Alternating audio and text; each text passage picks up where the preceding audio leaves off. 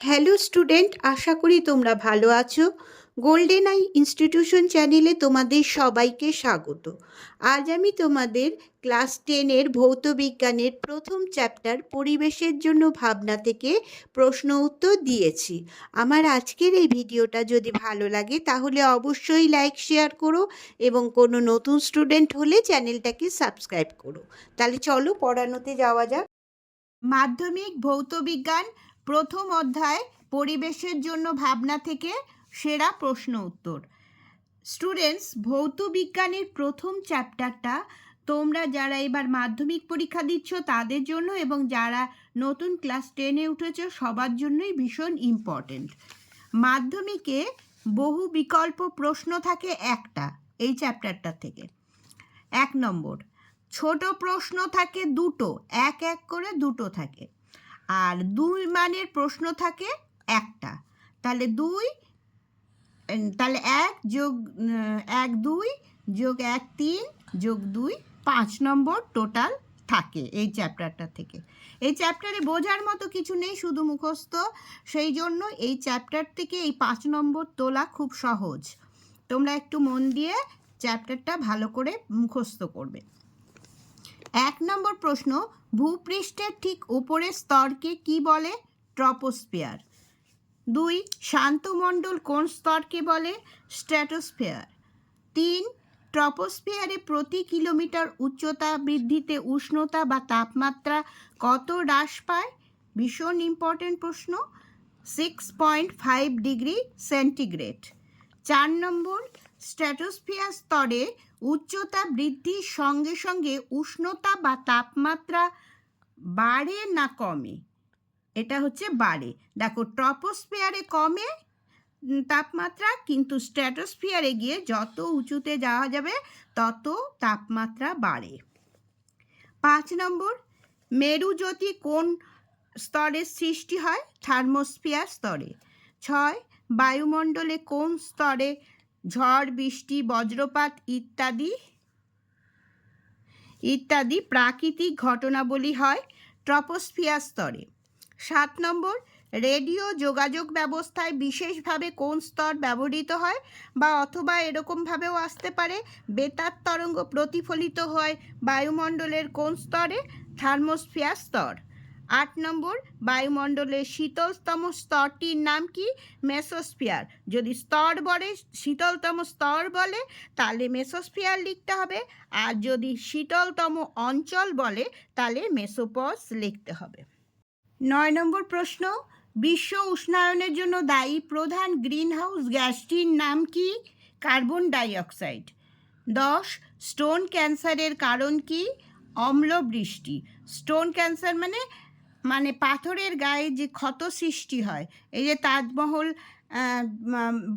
বহুদিন পরে আস্তে আস্তে কি হচ্ছে, সেখানে শ্বেত পাথরের উপরে ক্ষত সৃষ্টি হচ্ছে, সেগুলোকেই বলে স্টোন ক্যান্সার। এর হচ্ছে অম্লবৃষ্টি। 11 নম্বর, অতি বেগুনি রশ্মির ক্রিয়ায় CFC থেকে কি উৎপন্ন হয়? সক্রিয় ক্লোরিন পরমাণু। 12 নম্বর, বায়োগ্যাসের প্রধান উপাদান কি? মিথেন। বায়োগ্যাস কি কাজে ব্যবহৃত হয়? বায়োগ্যাস রান্নার কাজে জ্বালানি হিসাবে ব্যবহৃত হয়। বায়োগ্যাসের যদি দুটো উপাদান বলে তাহলে একটা মিথেন, একটা কার্বন ডাই অক্সাইড। 13 নম্বর প্রশ্ন, ওজোন স্তর ধ্বংসে অনুঘটকের কাজ করে কোন গ্যাস? CFC। 14, এলপিজির প্রধান উপাদান কি? বিউটেন। 15, প্রাকৃতিক গ্যাস CNG এর প্রধান উপাদান কি? মিথেন। 16 নম্বর, ক্লোরোফ্লুরোকার্বন অর্থাৎ CFC দ্বারা বায়ুমণ্ডলের কোন স্তর ক্ষতিগ্রস্ত হয়? ওজোনোস্ফিয়ার বা ওজোন স্তর। 17, বায়ুমণ্ডলের কোন স্তরের মধ্যে দিয়ে জেট প্লেন চলাচল করে? স্ট্র্যাটোস্ফিয়ার। 18, এলপিজির পুরো নাম কি? Liquefied petroleum gas. Liquefied petroleum gas, তোমরা কিন্তু লিকুইড পেট্রোলিয়াম গ্যাস অনেকে লিখে দাও, লিকুইফাইড পেট্রোলিয়াম গ্যাস। 19 সিএনজির পুরো নাম কি? Compressed natural gas. 20 নম্বর সূর্য থেকে কি পদ্ধতিতে পৃথিবীতে তাপ আসে? বিকিরণ পদ্ধতি। 21 অতি বেগুনি রশ্মির প্রভাবে মানুষের কোথায় ক্যান্সার রোগ হয়? মানুষের ত্বকে ক্যান্সার রোগ হয়, মানুষের চামড়ায় আর কি ত্বকে ক্যান্সার রোগ হয়। 22 বায়ুমণ্ডলের কোন স্তরের মধ্য দিয়ে জেট প্লেন চলাচল করে? স্ট্র্যাটোস্ফিয়ার স্তর। 23 তাপন মূল্য বেশি হলে জ্বালানির গুণগত মান কমে না বাড়ে? বাড়ে। যার তাপন মূল্য যত বেশি তার গুণগত মান তত বেশি। 24 একটি জৈব গ্রিনহাউস গ্যাসের নাম লেখো। মিথেন। 25 সিএনজির তাপন মূল্য কত? এটা হচ্ছে 39,820 কিলো জুল পার কেজি। 26 গ্যাসোহল কি? গ্যাসোহল না জিজ্ঞেস করে অনেক সময় বায়োফুয়েল বলে, হ্যাঁ বায়োফুয়েল কি এরম জিজ্ঞেস করতে পারে, তাহলে তোমরা বলবে গ্যাসোহল, ওই জন্য আমি লিখে দিয়েছি। পেট্রোল বা গ্যাসোলিনের সঙ্গে সর্বাধিক 10% ইথানল মিশিয়ে উৎপাদন করা হয় গ্যাসোহল। এটি কি কাজে ব্যবহৃত হয়? এই গ্যাসোহল গাড়িতে জ্বালানি রূপে ব্যবহার করলে দূষণ কম হয়। 27 বায়ুমণ্ডলে কোন গ্যাসটি সবচেয়ে বেশি আছে এবং কত? নাইট্রোজেন সবচেয়ে বেশি আছে হচ্ছে 78.09%। 28 নম্বর ট্রপোস্ফিয়ারের ট্রপোপজ অঞ্চলের তাপমাত্রা কত? -56 ডিগ্রি সেন্টিগ্রেড, -56 ডিগ্রি সেন্টিগ্রেড। 29 নম্বর ভ্যান অ্যালেন বিকিরণ বলয় বলা হয় কোন স্তরকে? ম্যাগনেটোস্ফিয়ার স্তরকে। 30 নম্বর প্রশ্ন সৌরকোষে কোন শক্তি কোন শক্তিতে রূপান্তরিত হয়? সৌরশক্তি থেকে তড়িৎ শক্তি হয়, মানে সৌরশক্তি তড়িৎ শক্তিতে রূপান্তরিত হয়। 31 নম্বর দুইটি চিরাচরিত বা অপুনর্নবীকরণযোগ্য শক্তি উৎসের নাম লেখো। কয়লা ও পেট্রোল। 32 দুটি অচিরাচরিত বা পুনর্নবীকরণযোগ্য শক্তি উৎসের নাম লেখো। সৌরশক্তি ও বায়ুশক্তি। 33 প্রাকৃতিক সৌরপর্দা কাকে বলে? ওজোন স্তরকে বলে। 34 ফায়ারি আইস কাকে বলে? মিথেন হাইড্রেটকে ফায়ারি আইস বলে। সংকেতটা মনে রাখবে তোমরা, এটা থেকে গতবার বড় প্রশ্ন এসে গেছে, তাই এবার ছোট প্রশ্ন আসার সম্ভাবনা প্রচুর আছে। এটা হচ্ছে সংকেতটা হচ্ছে 4CH4, এখানে একটা ডট দেবে, তারপরে 23H2O, তার মানে মনে রাখবে 4টে মিথেন আর 23টা জল। এটা মনে রাখলেই তোমরা এর সংকেতটা খুব সহজেই মনে রাখতে পারবে।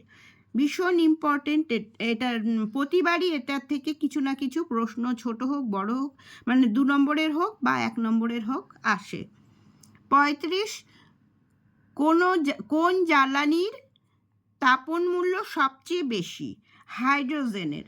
দেখো 150 কিলো জুল পার গ্রাম, অন্যগুলো কিন্তু যে দেখি আমরা সেগুলো কিন্তু পার কেজি থাকে, এখানে পার গ্রামই হচ্ছে 150 কিলো জুল, তাই হাইড্রোজেনের তাপন মূল্য সবচেয়ে বেশি। কোন গ্যাসকে সুইট গ্যাস বলে? মিথেন গ্যাসকে। 37 মিথেন গ্যাস উৎপাদনকারী জীবাণুকে কি বলে? Methanogenic bacteria. 38 ওজোন গ্যাসের ঘনত্ব মাপার একক কি?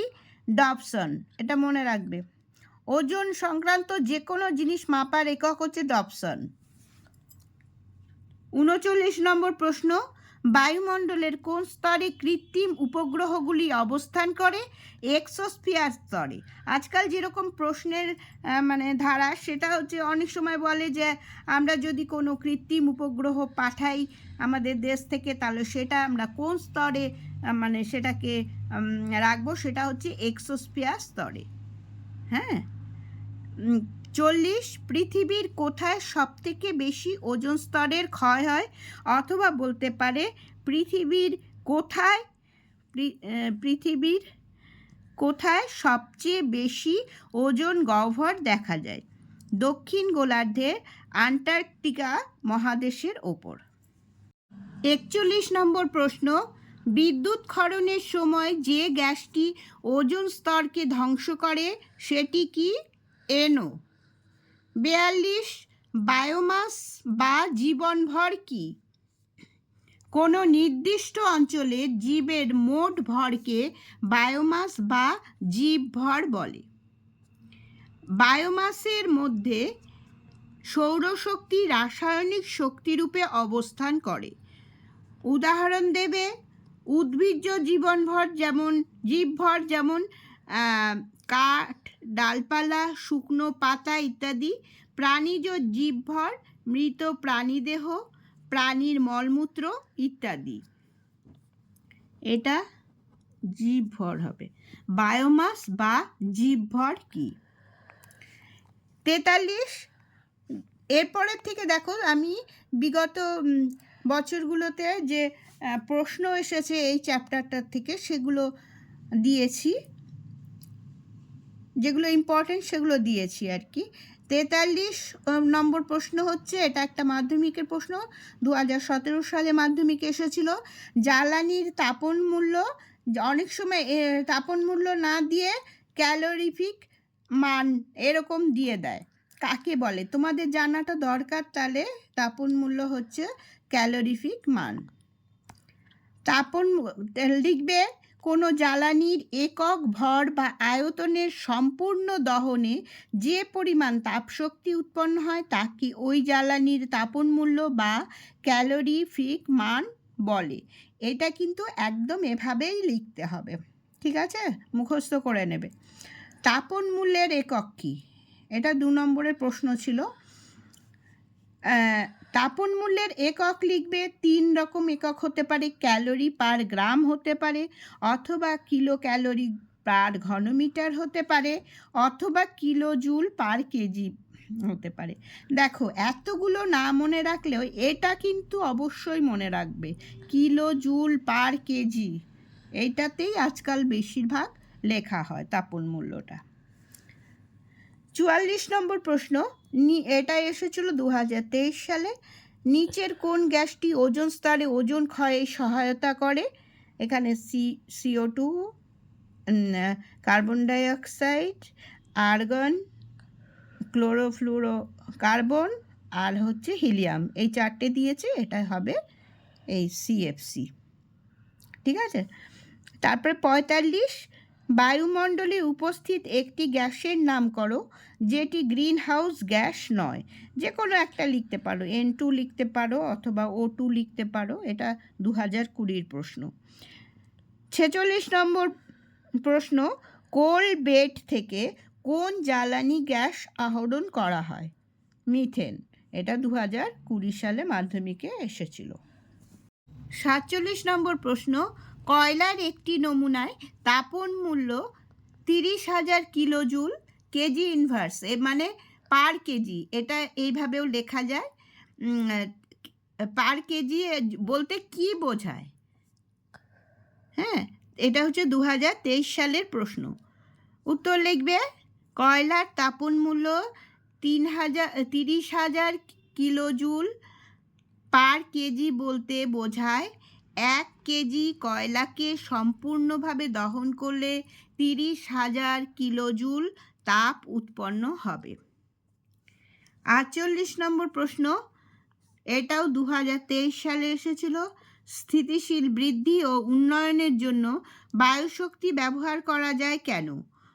উত্তর লিখবে, বায়ুশক্তি হলো একটি অচিরাচরিত শক্তি, তাই অফুরন্ত বায়ুশক্তি বারবার ব্যবহার করলেও পুনরায় পাওয়া যায় এবং বায়ুশক্তি ব্যবহারে পরিবেশ দূষণ হয় না। তাই স্থিতিশীল বৃদ্ধি বা উন্নয়নের জন্য বায়ুশক্তি ব্যবহার করা যায়। একদম পূর্ণ বাক্যে উত্তর দেবে। 49 নম্বর প্রশ্ন, ভবিষ্যতে পরিবেশের উপর বিশ্ব উষ্ণায়নের দুটি সম্ভাব্য প্রভাব উল্লেখ করো। এটাও 2023 সালের প্রশ্ন।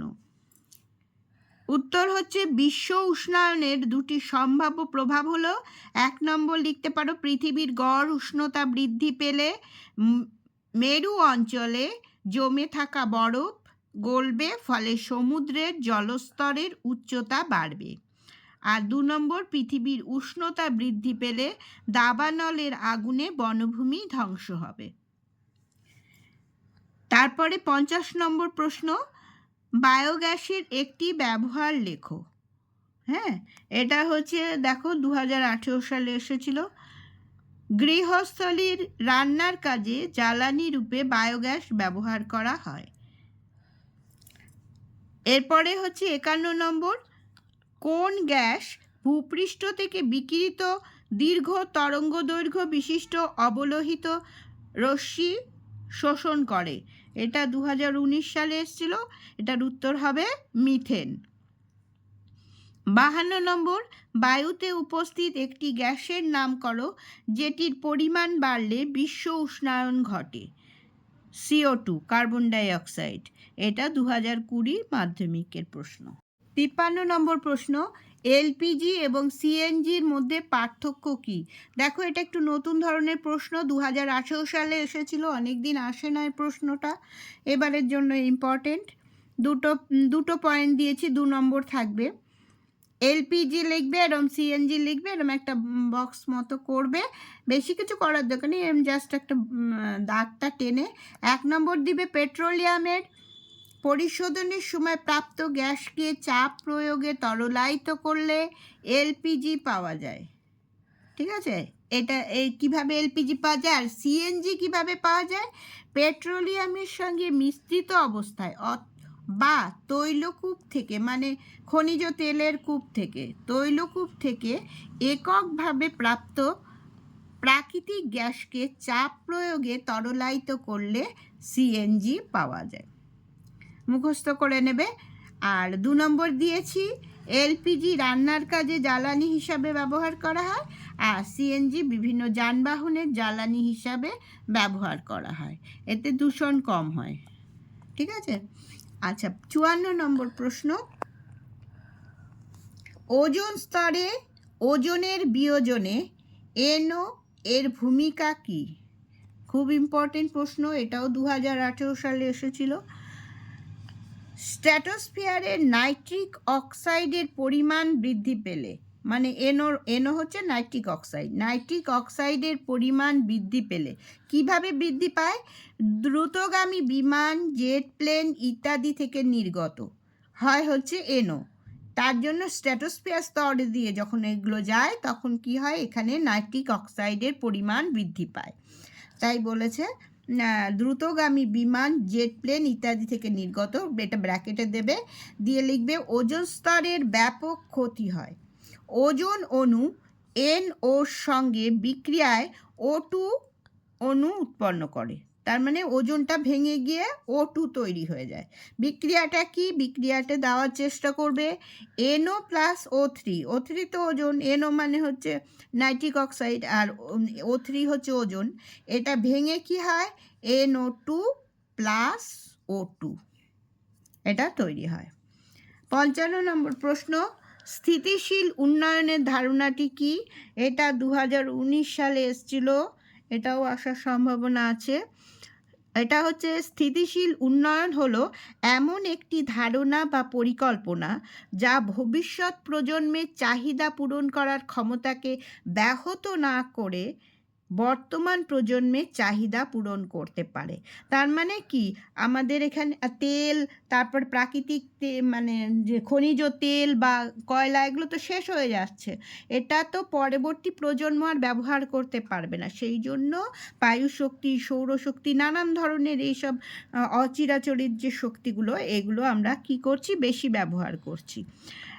দেখো, এইটুকু লিখে, এটা 2 থাকবে তো, এটা এইটুকু লিখে ছেড়ে দেবে না, তারপর লিখবে স্থিতিশীল উন্নয়নের প্রধান 3টি লক্ষ্য হলো 1 নম্বর দেবে পুনর্নবীকরণযোগ্য সম্পদের সুস্থায়ী ব্যবহার। তারপরে 2 নম্বর দেবে সুস্থায়ী অর্থনীতি এবং 3 নম্বর দেবে সুস্থায়ী সমাজ ব্যবস্থা। তাহলে পুরো 2 নম্বর পাওয়া যাবে। স্টুডেন্টস, তোমাদের পরীক্ষা তো প্রায় চলে এলো। তোমরা সবাই খুব মন দিয়ে পড়ো। আশা করি তোমাদের মাধ্যমিক পরীক্ষা খুব ভালো হবে। তাহলে আজ এই পর্যন্তই। তোমরা সবাই ভালো থেকো।